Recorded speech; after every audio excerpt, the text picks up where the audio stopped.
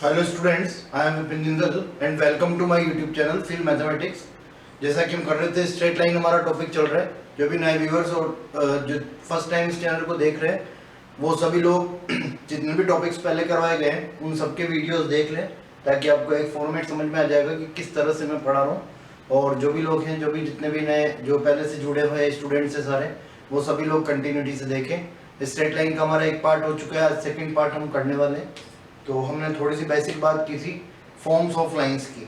तो forms of lines पे basis पे हमने एक या दो क्वेश्चन वहाँ पे किए थे।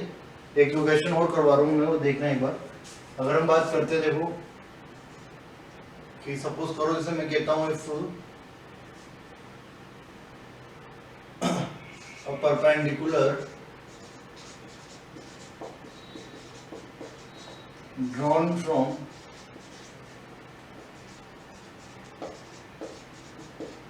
origin to line makes 30-degree angle with x-axis and length of perpendicular is 2। P दे रखा है, पी मतलब लेंथ ऑफ परपेंडिकुलर। अपन इस नोटेशन की बात कर चुके हैं। Find equation of line. मैंने एक फॉर्म पढ़ाई थी, नॉर्मल फॉर्म। हिंदी वाले सुन लेना। यदि किसी रेखा पर मूल बिंदु से डाले गए लंब की लंबाई 2 है तथा लंब x अक्ष के साथ 30 डिग्री कोण बनाता हो, तो रेखा की समीकरण क्या होगी? ये क्वेश्चन है अपना। देखो सीधी सी बात है, मैंने नॉर्मल फॉर्म बताई थी तुम्हें। क्वेश्चन ये कह रहा है कि इस तरह से कोई लाइन है, उस पर मैंने ये एक परपेंडिकुलर ड्रॉ किया है, और ये जो परपेंडिकुलर है वो यहाँ पे अल्फा एंगल बना रहा था। तो अभी लाइन की फॉर्म आई थी x cos alpha plus y sine alpha is equal to p. ये हमने लिखा था ना। ये अल्फा जो था, ये अल्फा मैंने बताया था, ये अल्फा वो एंगल होता है जो परपेंडिकुलर एक्स एक्सिस के साथ बनाता है। और अपने क्वेश्चन में ऑलरेडी दे रखा है कि लंब जो है 30 डिग्री का एंगल बना रहा है, तो अपन डायरेक्टली इसको यूज कर सकते हैं। मैंने एक और बात बताई थी कि यहाँ पे ये जो लाइन है, लाइन तो बनाएगी 90 प्लस अल्फा और परपेंडिकुलर बनाएगा अल्फा एंगल। तो 90 प्लस अल्फा और अल्फा की अगर बात करते हैं हम, तो इस जगह से देखो सीधा सा 90 प्लस अल्फा होता, अगर ये लाइन बनाती है एंगल, तो 90 प्लस अल्फा की इक्वेट करके मैं अल्फा की वैल्यू निकालता। बट अभी फिलहाल डायरेक्टली दे रखा है, तो मैं डायरेक्ट यूज कर रहा हूँ x cos 30 plus y sine 30 will be equal to p. और पी क्वेश्चन में गिवन है 2 के इक्वल। यहाँ पे कोस 30 साइन 30 की वैल्यू अपने को पता होती है। तो एक्स कोस 30 की वैल्यू होगी √3/2 और साइन 30 की वैल्यू होती है 1/2 is equal to 2। Throughout equation को 2 से मल्टीप्लाई कर लो और वापस इस 4 को इधर ले आओ, तो इक्वेशन आ जाएगी √3x plus 2 plus y minus 4 is equal to 0। तो इस तरह से इसको हम कहेंगे लाइन का नॉर्मल फॉर्म। तो अगर अपने को अल्फा और लेंथ ऑफ परपेंडिकुलर दे रखा है, तो अपन डायरेक्टली ये फॉर्म फाइंड कर सकते हैं।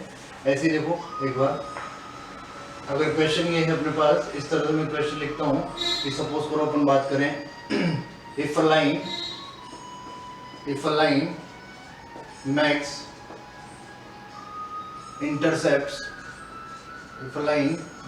इंटरसेप्ट्स ऑन coordinate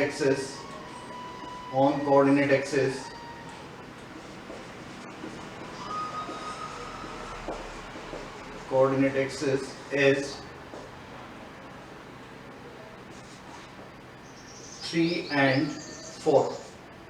कोई लाइन है वो कोऑर्डिनेट एक्सिस पर कितने इंटरसेप्ट बना रही है? 3 और 4 बना रही है। और हम ये कह रहे हैं कि 3 and 4 नहीं, इसको ऐसे लिखना, if a line makes intercepts on coordinate axis is -1 and 2, find equation of line। ये मैं फाइंड करनी है। यदि कोई रेखा निर्देशांक अक्षों पर -1 तथा 2 अंतःखंड बनाती है, तो रेखा का समीकरण ज्ञात करो। बहुत इजी क्वेश्चन है। अपने को अगर ये पता होगा ऑलरेडी कि x/a + y/b = 1, ये इंटरसेप्ट फॉर्म होती है। तो मैं डायरेक्टली, मेरे को x इंटरसेप्ट दे रखा है, अपन कंसेक्यूटिवली मानेंगे, तो ये x एक्सिस पे इंटरसेप्ट है, ये y एक्सिस पे इंटरसेप्ट है। तो मैं यहाँ पुट कर दूं, देखो तो x/-1 + y/2 = 1। इक्वेशन को सिंप्लीफाई कर सकते हो, -2 से इधर करा दो ये तो क्या 2x प्लस -2 से कर रहे हो तो -y plus 2 is equal to 0। ये हमारी लाइन हो जाएगी इंटरसेप्ट फॉर्म में। एक बार स्क्रीनशॉट ले लो फिर आगे देखते हैं। थोड़ा सा ढंग का क्वेश्चन, अच्छे से क्वेश्चन करते हैं एक दो।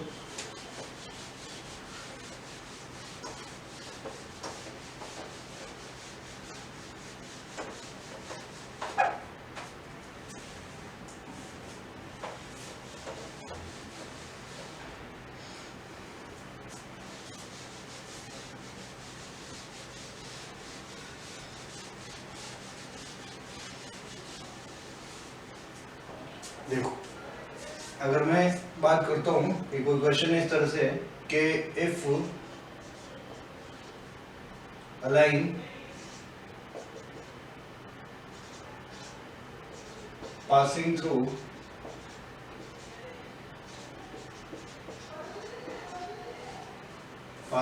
the points 1, 0 and 1, 2 and 2, ये इसको ऐसे लिखना 1, 0 और 2, 1। If a line is passing through the points 1, 0 and 2, 1, इनको नोटेशन दे देता हूँ मैं A और B is rotated about point A in 15 degree clockwise sense. Find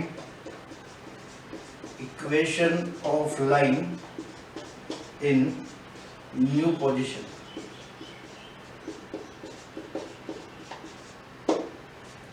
देखो हिंदी वाले सुन लेना बेटा कि यदि किसी रेखा को बिंदुओं 1, 0 तथा 2, 1 से जो कि गुजरती है, एक रेखा जो कि बिंदुओं A 1, 0 B 2, 1 से गुजरती है को बिंदु A के सापेक्ष 15 डिग्री दक्षिणावर्त दिशा में घुमाया गया है। दक्षिणावर्त क्लॉकवाइज सेंस में दक्षिणावर्त दिशा में घुमाया गया है, तो नई स्थिति में रेखा की इक्वेशन निकालनी है अपने को, समीकरण ज्ञात करनी है। ये बात समझना, ये कई बार तुम्हें काम पड़ेगा। अच्छा क्वेश्चन है, क्वेश्चन तो बहुत इजी है, कर सकते हैं, लेकिन इसमें जो अप्रोच हम यूज कर रहे हैं वो कई सवालों में अच्छे क्वेश्चंस जो होंगे वहाँ पे तुम्हें ये बहुत यूजफुल होगा। इस टाइप के क्वेश्चन में हम सबसे पहले पॉइंट प्लॉट कर लेते हैं कि देखो एक बार अगर मैं पॉइंट्स प्लॉट करता हूँ तो ये 1, 0 जो पॉइंट होगा वो यहाँ कहीं होगा एक्स एक्सिस पे, क्योंकि एक्स एक्सिस पे अपने को पता है वाई कोऑर्डिनेट हमेशा क्या होता है 0। तो मैंने यहाँ लिख दिया देखो 1, 0 ये पॉइंट हो गया अपना ए, और बी पॉइंट जो होगा वो 2, 1 है। तो यहाँ फर्स्ट क्वाड्रेंट में कहीं बना दिया मैंने इस तरह से 2, 1, यहाँ से ले लो इसको, इस तरह से यहाँ बना रहा हूँ मैं 2, 1। ये कोई लाइन है जो इससे पास कर रही है इस तरह से। अब ये लाइन जो है यहाँ पे कुछ ना कुछ एंगल पहले बना रही होगी, वो अपने को पता नहीं है, वो हम फाइंड कर सकते हैं लेकिन अभी पता नहीं है।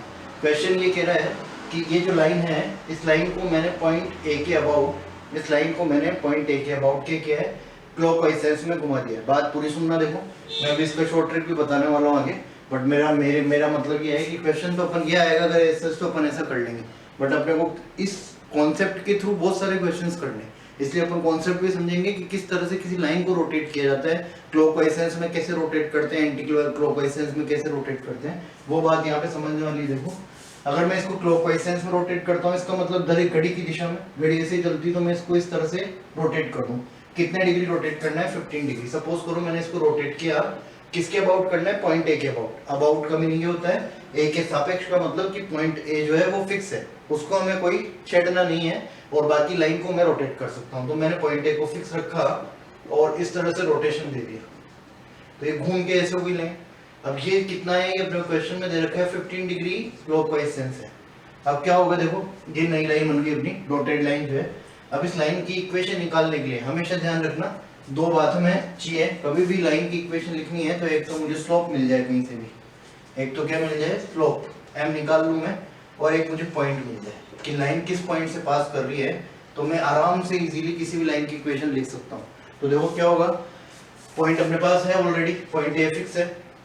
अब मैं क्या करूँ, इस लाइन का स्लोप और निकाल दो। स्लोप निकालने के लिए मुझे थीटा की नीड होगी। थीटा निकालने के लिए मैं क्या करूँ, इस लाइन का ये जो एंगल बन रहा है एक्स एक्सिस के साथ, ये एंगल फाइंड करना है। ये एंगल फाइंड करने के लिए मैं क्या करूँ, पहले जो वाली स्टार्टिंग वाली जो लाइन थी, ये पूरा जो एंगल बन रहा था ये वाला, ये एंगल फाइंड करना है। ये एंगल फाइंड करना है तो मैं इस लाइन का स्लोप निकाल लूँ, स्टार्टिंग वाली लाइन का स्लोप। अगर मैं इसको कह दूँ कि ये जो है वो हो जाएगा अपना, सपोज करो इसका नाम रख दिया अल्फा और इसका नाम रख दिया थीटा मैंने। तो पहले जो टेन थीटा था वो टेन थीटा में निकाल रहा हूँ मैं यहाँ से। टेन थीटा क्या होता है, एम स्लोप के इक्वल, और वो क्या होगा y2 minus y1 divided by x2 minus x1 2 minus 1, यानी कि 1/1 is equal to 1। It means theta will be equal to 45 degree. तो अगर थीटा 45 डिग्री था, हमेशा एंटी क्लॉकवाइज सेंस में आता है, पॉजिटिव एंगल होता है ना। तो अगर ये 45 डिग्री है तो मैं इसको दक्षिणावर्त दिशा में या क्लॉकवाइज सेंस में रोटेट कर रहा हूँ। तो ये अल्फा की जो वैल्यू होगी वो कितनी हो जाएगी, 30 डिग्री। 45 में से 15 इधर ले लिया वापस से, तो 30 डिग्री हो गया। एंगल आ गया, स्लोप आ जाएगा m इज इक्वल टू 1030। तो स्लोप हो गया अपना 1/√3। स्लोप आ गया, पॉइंट आ गया, तो इक्वेशन हो जाएगी y minus y1 is equal to m into x minus x1 1। इस √3 को इधर भेज दो, तो इक्वेशन हो गई √3y minus x plus 1 is equal to 0। This is the equation of line. Short trick की बात बहुत ईजी है। मैंने क्या कहा था, अपने को पता है कि पॉइंट ए के अबाउट रोटेट कर रहे हैं, तो पॉइंट ए फिक्स है। मेरे पास ABCD 4 ऑप्शंस होंगे, 4 ऑप्शंस होंगे। मैं क्या करूंगा, उसमें सेटिस्फाई करवा के देख लूंगा किसको, पॉइंट ए को। तो पॉइंट ए को सेटिस्फाई करवाए, यहाँ पे देखो x की जगह तो रख देंगे अपन 1 और y की जगह रख देंगे 0। तो एक y की जगह 0 रखा तो ये खत्म हो जाएगा, x की जगह 1 रखा तो -1 + 1 इज इक्वल टू 0। तो ये लाइन जो है इस पॉइंट से पास कर रही है, तो ये पॉइंट इसको सेटिस्फाई कर देगा। तो अपन ABCD में से डायरेक्ट इसको सेटिस्फाई करवा के भी कर सकते हैं, और ऐसे ही करना है। एग्जाम में अपन डायरेक्टली इस पॉइंट ऑफ व्यू से करेंगे, बट ये जो अप्रोच है, इसी के साथ देखो मैं एक चीज और सिखा दूं यहाँ पे। अगर यही लाइन में क्वेश्चन ये कह रहा होता है कि क्लॉकवाइज सेंस में नहीं, मुझे एंटी क्लॉकवाइज सेंस में रोटेट करना है, तो एंटी क्लॉकवाइज सेंस में रोटेट करते तो देखो मैं ऐसे ही बता रहा हूँ, डायग्राम बनाएंगे नहीं दूसरा। ये 45 डिग्री यहाँ तक निकाल चुका मैं। पहले तो इधर रोटेट किया इस लाइन को इस तरह से, अब मैं इसको ऐसे रोटेट करूंगा। तो सपोज करो कोई लाइन बन गई, नई इक्वेशन आ गई, नई पोजीशन आ गई ये वाली। अब वापस वही बात, क्या करना होगा, 45 डिग्री यहाँ तक है और 15 डिग्री मैंने इधर घुमा दिया इसको एंटी क्लॉकवाइज में, तो पूरा एंगल एंटी क्लॉकवाइज सेंस का कितना हो जाएगा, 60 डिग्री। 45 तो ऑलरेडी था, अब कितना हो जाएगा 60। पहले इधर घुमाया था लाइन को तो 30 डिग्री हो गया था, और अब मैं इधर घुमाऊंगा तो कितना हो जाएगा 60 डिग्री। तो जब स्लोप निकालोगे तो m क्या हो जाएगा 1060 होगा, तो ये 1/√3 की जगह क्या आ जाएगा √3। तो इस तरह से रोटेशन होता है। अगर लाइन को हमें कभी भी रोटेट करना होगा तो हम इस तरह से इसको रोटेट करेंगे। एक बार स्क्रीनशॉट ले लो, अच्छा क्वेश्चन है, फिर आगे करते हैं।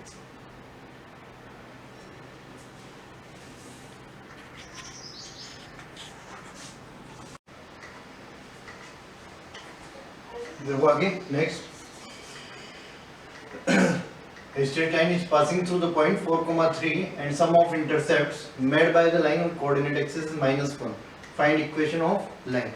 तो मैं दे रखा है क्वेश्चन में कि कोई लाइन है, वो लाइन पॉइंट 4,3 से पास करती है, और वो जो कोऑर्डिनेट एक्सिस पे इंटरसेप्ट बनाती है, उनका सम जो है वो -1 है। तो अपने को इक्वेशन ऑफ लाइन फाइंड करनी है। देखो वापस से वही बात कि अपन अगर एग्जाम में बात करेंगे तो अपन इसको मेथड से नहीं करेंगे। मैं भी बता दूंगा लास्ट में कि अपने को किस तरह से अप्रोच करना है क्वेश्चन को। देखो ध्यान से एक बार, फर्स्ट बात अपने को ये दे रखी क्वेश्चन में, हिंदी वाले समझ गए हो तो देख लेना, एक बार वापस रिपीट कर देता हूँ मैं हिंदी में। एक रेखा बिंदु 4,3 से गुजरती है तथा रेखा द्वारा निर्देशांक अक्षों पर बनाए गए अंतखंडों का योग -1 है, तो रेखा की समीकरण ज्ञात करो। तो अपन देखो यहाँ से पहली बात ये करते हैं कि क्या गिवन है, वो हमें गिवन है a + b = -1। इंटरसेप्ट फॉर्म सबको पता है। इंटरसेप्ट फॉर्म की बात करते हैं तो क्या होती है, x/a + y/b = 1। तो ये जो a और b है, इन दोनों का जो सम है वो -1 के बराबर है, यानी कि मैं लिख सकता हूँ a + b = -1, इस तरह से लिख सकते हैं। सेकंड बात, ये जो लाइन है वो लाइन 4,3 से पास कर रही है, तो पास कर रही है तो इसको 4,3 पॉइंट जो है वो सेटिस्फाई करेगा। तो मैं यहाँ पुट कर दूँ, देखो 4/a + 3/b = 1। यहाँ से देखो एक इक्वेशन बनेगी, 4b + 3a - ab = 0। अब यहाँ से देखना, हमें a और b की वैल्यूज चाहिए। अगर a और b की वैल्यूज मिल जाएगी तो अपन इक्वेशन ऑफ लाइन लिख सकते हैं। तो यहाँ से देखना एक बार, अगर मैं a और b की वैल्यूज फाइंड करना चाहता हूँ तो अपन इक्वेशन ऑफ लाइन लिख देंगे। तो b की जब वैल्यू फाइंड करनी है, अगर सॉरी यहाँ पे 4b plus 3a minus ab is equal to 0। मैं इसमें क्या कर लूँ, देखो इसको मैं इस तरह से लिख दूँ, b की जगह अपन यहाँ से रिप्लेस कर सकते हैं, b is equal to -1 minus a, -1 इसे a को इधर ले माइनस a हो जाएगा, तो यहाँ रिप्लेस कर दूँ मैं 4 -1 minus a plus 3a equal to से b को वापस इधर ले जाता हूँ मैं -1 माइनस a, यहाँ से a की वैल्यू निकालोगे तो -4 4a plus 3a is equal to -a minus a square. ये देखो ये माइनस ए बच रहा है, माइनस ए से माइनस ए कैंसिल आउट हो जाएगा, फाइनली अपने को मिलेगा ए स्क्वायर इक्वल टू -4 का माइनस इस वाले माइनस से कैंसिल हो जाएगा, तो A square equal to 4, it means A is equal to +-2। A की दो वैल्यूज है, उनके करस्पॉन्डिंग बी की भी दो वैल्यूज आएंगी। देखो ए की वैल्यू जब 2 है तो बी की वैल्यू क्या होगी, ए की वैल्यू जब 2 है तो बी की वैल्यू क्या होगी, -1 -2 -3, और ए की वैल्यू जब -2 है तो b की वैल्यू यहाँ -2 रखोगे तो +2 -1 इज 1। तो इस तरह से ये हो जाएगा, ये दो वैल्यूज आ जाएंगी अपने पास ए बी की भी, और ऐसे ए बी की दो वैल्यूज आ जाएंगी। तो मैं दो लाइंस की फॉर्मेशन कर सकता हूँ। अगर ये वाले इंटरसेप्ट देता हूँ तो क्या होगा, x/2 plus y/-3 equal to 1, और अगर ये वाले इंटरसेप्ट देता हूँ मैं x/-2 plus y/1 is equal to 1, तो दो लाइंस हो जाएगी अपने पास। ये भी सही आंसर है और ये भी सही आंसर है, दोनों सही आंसर होंगे। अब क्वेश्चन को किस तरह से है बात समझने, ये तो अपन ने किया है, पॉइंट से पास करा दिया, इंटरसेप्ट्स का सम -1 दे रखा था, तो b को यहाँ लाके रिप्लेस करके a और b की वैल्यूज फाइंड कर ली। अब क्वेश्चन को समझने की बात ये है कि अपना ऑब्जेक्टिव पैटर्न है, अपन इससे नहीं करेंगे, अपन अपने को इससे करने की जरूरत ही नहीं है, अपने पास डायरेक्ट ABCD ऑप्शन रहेंगे। मैं उन ऑप्शन से, मुझे ऑप्शन में ये लाइंस दे रखी होंगी इस तरह से, तो सीधी सी बात है कि अपने को क्या चेक करना है, एक तो सम ऑफ इंटरसेप्ट -1 होना चाहिए हमेशा ऑब्जेक्टिव पैटर्न पे। मैं पहले भी कह चुका हूँ और आगे भी कहता रहूंगा, जब भी अगर ऑब्जेक्टिव अप्रोच करते हो तो अपन ये सब नहीं करेंगे शॉर्ट कर रहे हैं, बट शॉर्ट कर रहे हो तो उसमें गलत होने के चांसेस होते हैं। तो अपन हमेशा जब भी ऐसा पैटर्न यूज करेंगे ऑब्जेक्टिव पैटर्न, उसमें दो कंडीशंस चेक करेंगे, कम से भी कम दो कंडीशंस अपन चेक करें तभी आंसर दे पाएंगे। तो एक तो सबसे इजी कंडीशन चेक करते हैं जो सामने दिख जाता है कि हाँ a + b -1 होना चाहिए। तो सपोज करो जैसे ऑप्शन में अपने पास ये लाइन दे रखी होती है, तो वो क्या करते हैं, उनके पास ऐसे इस तरह से सेट करते हैं कि तुम्हें चारों ऑप्शन में a + b = -1 ही मिलेगा। तो बच्चे कंफ्यूज हो जाते हैं और जल्दबाजी में कोई देखता भी नहीं है तो उसको ऑप्शन ए में दिख जाता है a + b = -1 और वो टिक कर देता है। तो हमको ऐसी गलती नहीं करनी, हमें a + b = -1 है, ठीक है, ये सही हो गया।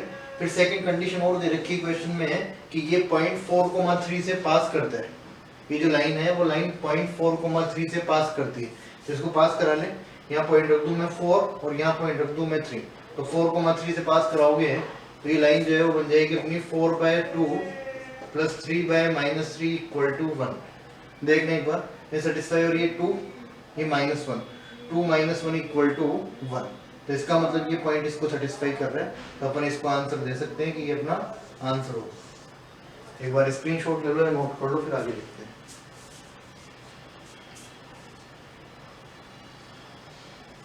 देखो नेक्स्ट,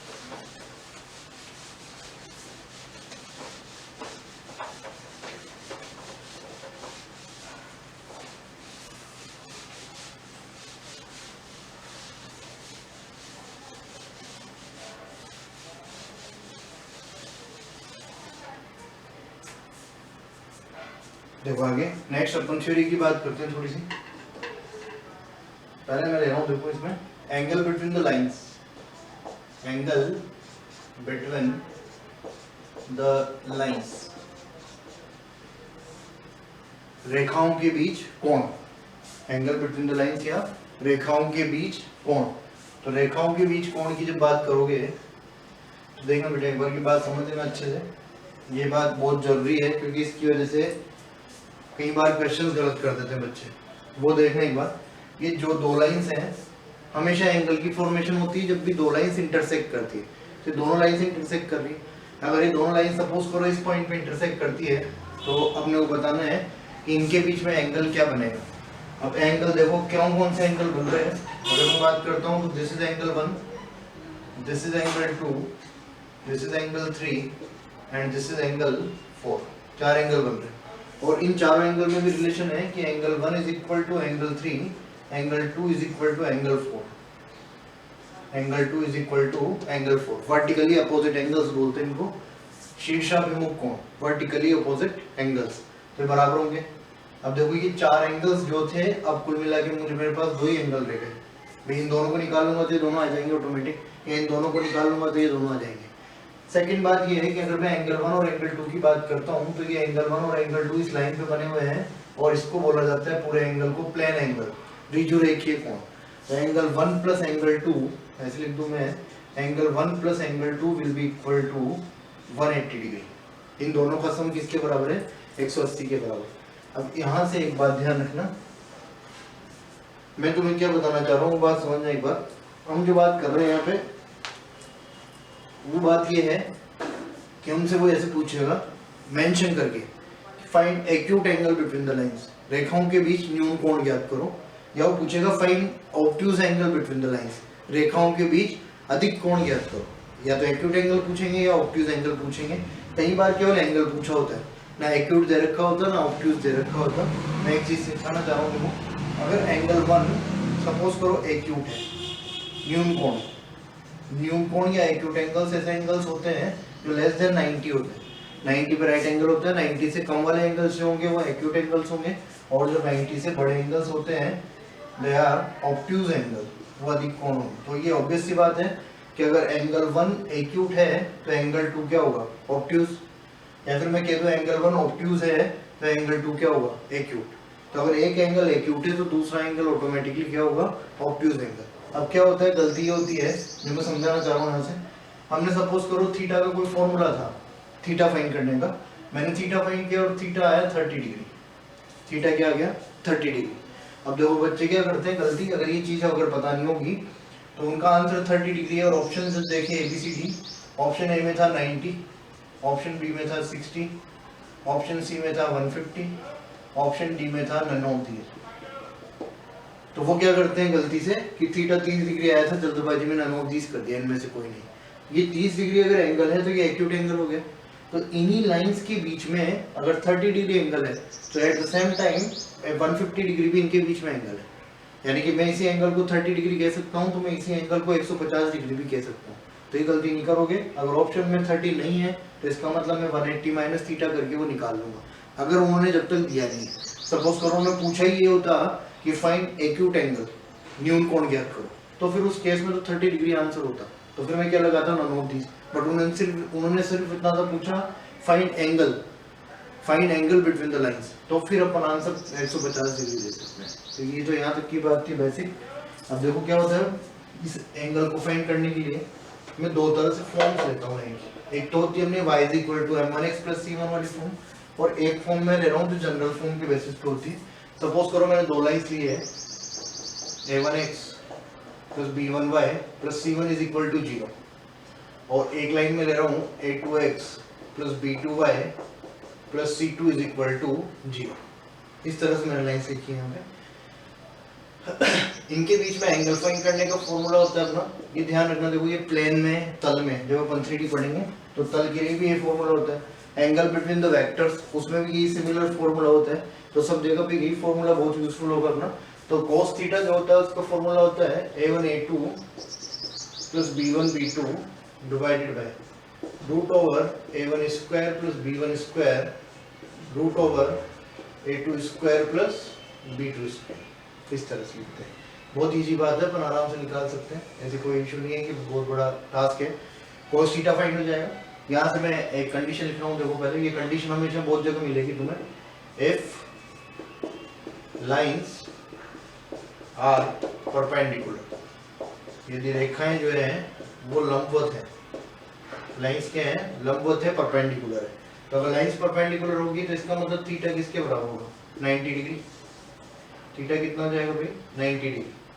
तो थीटा अगर 90 डिग्री है तो cos 90 की वैल्यू 0, और ये नीचे वाला डिनोमिनेटर वाला सारा पार्ट इधर आके 0 हो जाएगा। तो अपने पास एक कंडीशन आ जाती है a1 a2 + b1 b2 = 0। a1 a2 + b1 b2 = 0। ये कंडीशन बहुत बार काम आएगी, अपने बार बार पूछते हैं। और मैं ये कंडीशन कोई बड़ी बात नहीं है, मतलब इसको अपन आगे भी पढ़ सकते हैं। मैं बताऊंगा कि ये ऐसा क्यों होता है a1 a2 + b1 b2 = 0। तो अभी फिलहाल अपने को भी पता है कि lines are perpendicular then a1 a2 plus b1 b2 will be equal to 0। यहाँ तक स्क्रीनशॉट लो, इसके बाद देखो आगे। देखो आगे,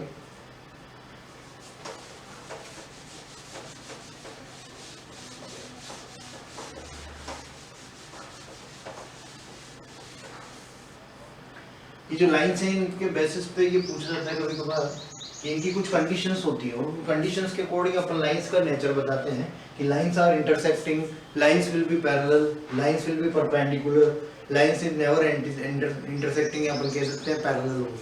तो देखो कि एक कंडीशन फर्स्ट में लिख रहा हूँ यहाँ पे, if a1 by a2 is equal to b1 by b2 is not equal to c1 by c2, ऐसा है अगर कि a1 by a2 is equal to b1 by b2 is not equal to c1 by c2 है, तो अपन यहाँ से कहते हैं कि लाइंस विल बी पैरेलल, रेखाएं जो है समांतर होगी, पैरेलल लाइंस होगी, समांतर रेखाएं, इस तरह से ना। Second, a1 by a2 is equal to b1 by b2 is equal to c1 by c2, ये भी सेम हो जाए तो c1 by c2 भी सेम अगर हो जाता है तो इसका मतलब जो लाइंस होती है उनको बोलते हैं कोइंसिडेंट लाइंस, कोइंसिडेंट लाइंस या संपाती रेखाएं, एक के ऊपर एक, इस टाइप से जो लाइन होती है ऐसे मैं बना दूं तो ऐसी रेखाएं जो है संपाती होती है, पैरेलल का मतलब अपन जानते हैं इस टाइप की लाइन जो होती है। और थर्ड वन कभी कभार पूछ लेते हैं, देखो ये छोटे एग्जाम्स में कहीं अगर सीधा क्वेश्चन पूछना होता है तो कंडीशन पूछ ली जाती है।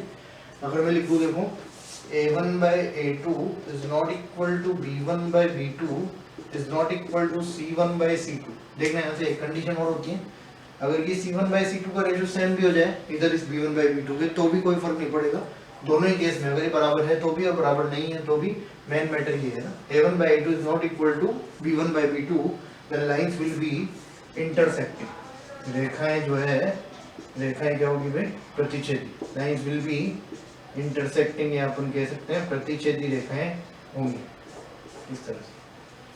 एक बार ये भी नोट कर लेना, यहाँ पे नोट करो फिर आगे देखते हैं एक बार।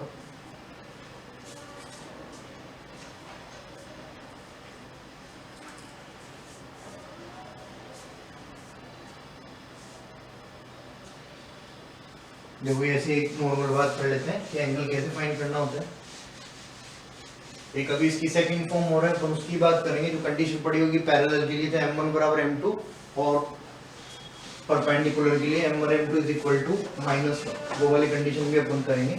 अभी देखो पहले एक बार नॉर्मल बात करते हैं, अपन कोई एग्जांपल ले लें कि मैं कहता हूं जैसे सपोज करो फाइंड एंगल बिटवीन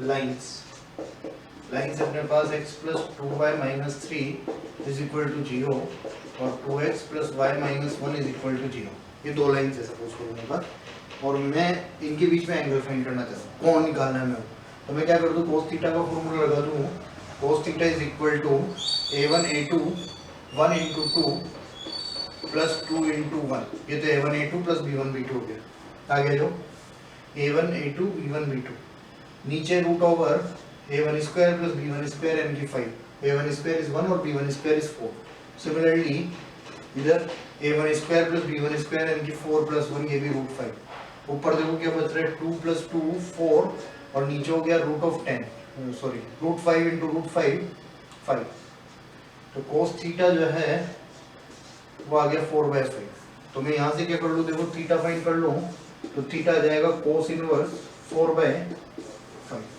एक बात और, यहाँ से वापस से ऑप्शन ABCD देखा हमने, क्या करा हमने ऑप्शन ABCD देखा, ऑप्शन ABCD देखा तो ऑप्शन में हमें ये मिला ही नहीं cos इनवर्स 4/5, हमें वहाँ पे मिला सपोज करो sin इनवर्स 3/5 या फिर हमें मिला tan इनवर्स 3/4, इस टाइप का कोई ऑप्शन मिला चार में से हमें, क्योंकि सही यही होगा।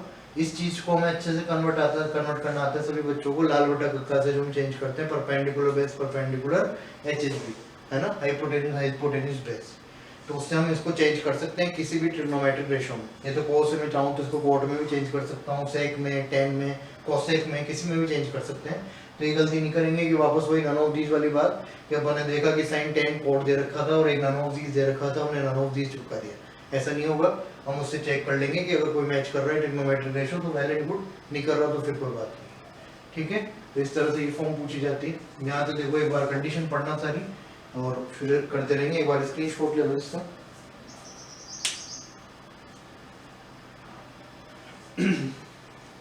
ठीक है, ये अपना चलता रहेगा। देखो ऐसे धीरे धीरे भी बहुत जल्दी अपन जो है आगे कुछ जो भी नया जो भी होगा इसमें मैं अनाउंस कर दूंगा जो भी रहेगा। तो अपन थोड़ा सा एक बार डेट वेट आ जाए एयरफोर्स की, तो उसके अकॉर्डिंग अपन लोग करेंगे जो भी होगा। तो एयरफोर्स की भी डेट आ जाए और एनडीए के बच्चे जो है वो साथ साथ चलते जाएं। अभी तो काफ़ी टाइम है, अपन तब तक बहुत कुछ कर पाएंगे। यहाँ पे ऐसा तो है नहीं कि भी पूरा करवा लें यहाँ तक तब तक पूरा हो जाए, बट मैं कोशिश करूँगा कि जितना आप लोग कनेक्टेड रहेंगे उसी के अकॉर्डिंग हम लोग चलते जाएंगे। तो अपना थोड़ा बहुत पार्ट भी मैं करवा पाऊँ। थोड़ा बहुत का मतलब ये है कि 30 टॉपिक से तो मैं 21-22 टॉपिक तक तो मैं पहुँच जाऊँ, कि 7-8 टॉपिक से बचे जो तुम अपनी तरफ से कर पाओ, बाकी मैं अपना बहुत कुछ करवा दूँ। और इसके अलावा अभी आगे चला तो अपन क्वेश्चंस का चलाएंगे एक साथ रेगुलर, कि भी एयरफोर्स के लेवल से और फिर एनडीए के साथ साथ तो प्रैक्टिस क्वेश्चंस की अपन एक साथ कोशिश करेंगे। तो सभी लोग बने रहें और चैनल को ज़्यादा से ज़्यादा लाइक और सब्सक्राइब करें और आगे फॉरवर्ड करें। वो चीज़ मेरे को बहुत ज़्यादा मोटिवेट करती है और उसी चीज़ से हम रेगुलरिटी रख पाएंगे। तो सब लोग कोशिश करें और इसको ज़्यादा से ज़्यादा फॉरवर्ड और शेयर करें ताकि हम लोग मिलें। Thank you so much, all the best.